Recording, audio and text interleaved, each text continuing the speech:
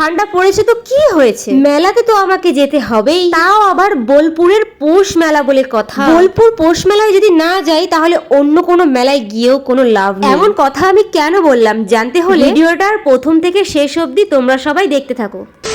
Hello viewers, আমার নাম সোনালী, আমি থাকি পানাগড়ে। আজ সকাল সকাল রেডি হয়ে চলে গিয়েছিলাম বোলপুর পৌষ মেলার উদ্দেশ্যে। এই মেলাটা কিন্তু ওয়েস্ট বেঙ্গলের মধ্যে বিখ্যাত একটি মেলা। এই মেলাটা কিন্তু অনেক অনেক দূরের মানুষ আসে কিন্তু এই মেলা। এই পৌষ মেলা কিন্তু অনেকদিন ধরেই চলছে আর এই মেলা শেষ হলো আজকেই, মানে 28শে ডিসেম্বর। আমি কিন্তু এই পৌষ মেলার অনেক নামও শুনেছি এবং ভিডিও অনেক দেখেছি, কিন্তু কখনোই আসার সুযোগ হয়ে ওঠেনি। আজ সুযোগটা হয়েই গেল, তাই আজ আমিও চলে গেলাম পৌষ মেলার উদ্দেশ্যে। আর সত্যি কথা বলতে এই মেলাটা এতটাই বড় আমরা ঘুরে শেষ করতে পারি। আর এই মেলায় আসতে হলে পকেট ভর্তি করে টাকা নিয়ে আসতে হবে কিন্তু, কারণ এই মেলায় এত সুন্দর সুন্দর জিনিস আছে তুমি না কিনে থাকতেই পারবে না। এই মেলার এক একটা জিনিস এতটাই সুন্দর তোমরা মেলায় না আসলে বুঝতেই পারবে না। আর এখানে যা যা জিনিস দেখতে পাচ্ছ এগুলো কিন্তু সব হাতেই তৈরি করা হয়। যাই হোক, এই মেলাতে গিয়ে আমি পুরো ভিখারি হয়ে গেছি, কারণ অনেক অনেক জিনিস কিনে ফেলেছি আমি। কারণ আমি যেটাই দেখছি সেটাই কিনে ফেলছি। যেমন এই ব্ল্যাক কালারের সোয়েটার,